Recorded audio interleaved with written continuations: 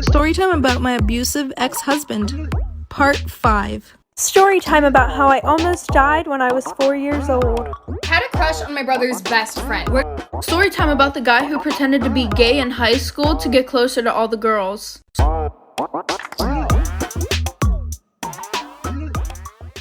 Storytime about my abusive ex-husband, Part 5. So he constantly manipulated me and would abuse me, but I had nowhere else to go.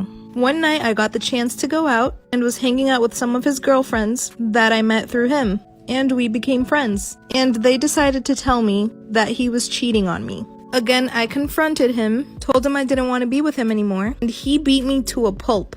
Took my son, and after he was done beating me, I passed out. His mother asked me if I was okay, but I couldn't talk, and she was horrified of how I looked like after he beat me. Long story short, I took him to court, but they took custody of my kids. Yes, I had a second one. I'm paying child support, and anytime I want to see my kids, he threatens me or demands sexual favors. I've paid for a lawyer, but after she saw who was defending him, she backed down. I've been to therapists and diagnosed with PTSD. Storytime to when I was dating a pedophile. And no, I didn't know until 6 months into the relationship. So I met this guy on Tinder, and he was 10 years older than me, but honestly, I didn't mind that. He was kind of cute, and he was a total gentleman, but 5 months into the relationship, he started acting really weird.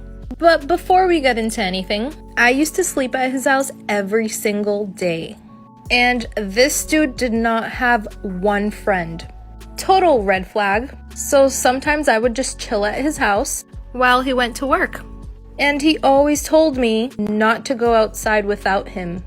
Like the dumb bitch I am, I just thought he was trying to protect me. So he lived by a gas station and a breakfast place, and when we went into either of those places, people would stare at us.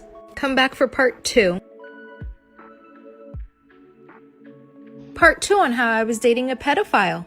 Now, I forgot to say this in the beginning, but I was 24 at the time. So like I said, anytime we went in the gas station or in the breakfast place, people would stare us down. And I honestly thought it was because of the age difference, because it was obvious. But no. About 4 months into the relationship, he started telling me he had to go to court every single week.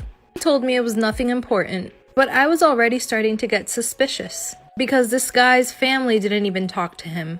So one day while he was at work, I went through his stuff and I found all the paperwork about what he did. Now, I was shitting my pants because I didn't have a car, so I waited for him to get home. And I asked him about it, and he said it was a misunderstanding, that the person was lying, and that he only did some time. Come back for part 3. Part 3 on how I was dating a pedophile. So he told me he did some time, got out for good behavior, and that he's trying to start a new life and forget about all of that. And I believed him, but then that same night, he wanted to, and I told him I was not in the mood. And he got really mad, tried to force me, but then he said he was sorry. And guys, I called a cab and told him if he ever tried to contact me again, I would call the cops and let them know that he never told me he was a pedophile. But I still ended up telling the cops, and I never saw him again. Storytime about how I almost died when I was 4 years old. So my mom was at work and my dad and I were at home, and my dad was watching TV while I was trying to do headstands. I don't know, guys, I thought I was an acrobat at the time. So anyways, I had a penny in my mouth. I know, it's super dirty, don't come at me, I was 4, I didn't know. And my dad didn't know. And every time that I would do these headstands, I would roll over onto my back. Well, I rolled over and I started choking. And my dad looks over and I'm laying on the floor literally like freaking dying. He's freaking the hell out. So he calls 911 and I got rushed to the hospital in an ambulance. And the penny was sticking straight up at the time, so nobody was really worried about getting it out right then and there. And my throat was like holding that penny in place, so no, my dad couldn't do the Heimlich or whatever the heck it's called. Well, the penny flipped. And I stopped breathing and everybody was freaking out and they had to hurry up and get it out before I died. Story time about the guy who pretended to be gay in high school to get closer to all the girls. So it was the first day of my freshman year, and at lunch this guy came and sat with me and my friends. And we were super confused because he was like one of the popular boys. And we were like, oh, why aren't you sitting with your friends? And he's like, oh, because ever since I came out as gay, they don't want to be friends with me anymore and they're being super mean to me. So we felt really bad and we started getting to know him, and he was actually a really cool person. So we started inviting him to our sleepovers and everything like that. And because he was gay, we felt really comfortable getting dressed around him, talking about things that we wouldn't talk about in front of anybody. So like 2 months go past, and at this point he knows so much about us, like stuff that nobody else knew. Like he even knew that one of my friends was born with both private parts, which is something that she never told anybody except for me and the girls in my friend group. Well, we're all on FaceTime the one day and my friend goes, oh, have you ever seen boobs before? And he goes, no. So we all lift up our shirt like for part 2. Okay, part 2 about the guy who pretended to be gay in high school to get closer to all the girls. So like I said, we all lift up our shirts, and because we were on FaceTime, we couldn't see if he screenshotted anything. And then the one night we were having a sleepover, and he was really upset that night because apparently the popular boys were making fun of him. Because the only reason why he was gay is because he couldn't get with any girls. So me and my friends thought of a solution, but like we were just trying to be nice. And now looking on it, that is the dumbest that we've ever done. And we're all like, oh, well, why don't you just say that you did the nasty with all of us? And he was like, well, I don't think they'll believe it, even if you guys said, yeah, you did do it. So we were like, okay, then let's do it for real. So that night, we did the nasty, all 5 of us. So that morning, we all wake up and he's literally gone. Like, he didn't wake us up to say goodbye, which wasn't normal. So the weekend goes past. Monday, we go to school. And in the morning, my friends and I have time to walk around and everybody's just staring at us, like for part 3. Part 3 about the guy who pretended to be gay to get closer to all the girls. So like I said, we got to school and everybody's just looking at us. And all of a sudden, we get tagged in this Instagram account. And there's a video of all 5 of us doing the nasty in my bedroom. There's pictures of me and my friends getting undressed. And there's a screenshot of the FaceTime where we all showed our boobs. And under the post, he was exposing a bunch of shit about us. And my one best friend was literally crying so hard because everybody now knew that she was born with like both parts. And also after gym class, we would just tell him to come in the locker room, and the teacher didn't care because he was gay.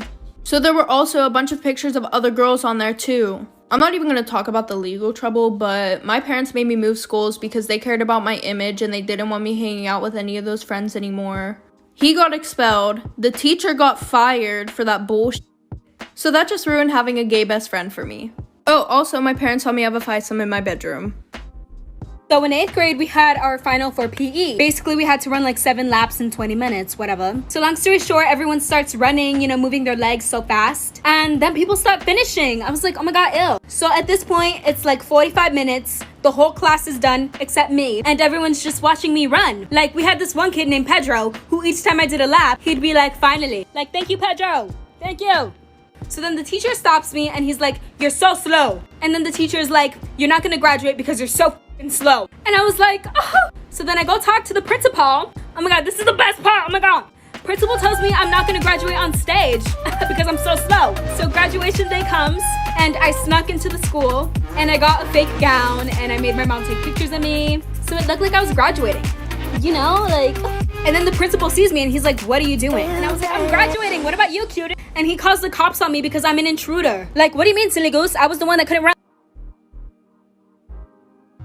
About a week ago, I was walking in the street and this random guy came up to me. We're gonna call him Ramon. So Ramon comes up to me and he's like, come model with me. I'm having a photo shoot with Kendall Jenner tonight. Here's my business card. Here's the address. But you might say, oh my God, Samantha, that's so sus. Like S-U-S. I know, but I still went, okay? But long story short, I get to the address where Ramon told me to go. It was an apartment and I walk in, right? This is the best part, oh my god. So I see Ramon and Ramon is wearing one leaf as his outfit for the photo shoot. And he's like, we have your leaf over there, go change. Do I look like a whole ass piece of wood to be a tree? Like, so I was like, I'm not comfortable, I don't want to do this. So I try to walk out and then Ramon covers the door. Then Ramon's like, wait, no, Kendall Jenner is coming out in the bathroom right now. So I was like, okay, what if it is Kendall Jenner? So someone comes out of the bathroom. It's a whole ass crackhead wearing 2 leaves. He's like, I'm Kendall Jenner. I had a crush on my brother's best friend. We're gonna call him Pedro. One day, my brother and Pedro had a plan to go to the beach together, and then Pedro invited me. And I was like, let me check if I have something to do. I don't. I'm going. I'm gonna go, Pedro. Don't worry. The night before, I was like, I need to look scandalous. Like, so scandalous. So I remember I wore this 2-piece bathing suit. So long story short, the day came and we went to the beach. So we get to the water and immediately I go in. I wanted to show him, like, I'm a bra girl. Oh, this is the best part. So I'm coming out of the water and I'm trying to look like a baddie. Like, I'm trying to walk out all cute, like the hair is wet and everything. And I noticed Pedro was looking at my legs. So I was like, maybe he's trying to shoot his shot. So I went to go tell him something. And I was like, why do you keep looking at me? And he was like, look at your legs. I look at my legs. There's a whole ass piece of poop from the beach water.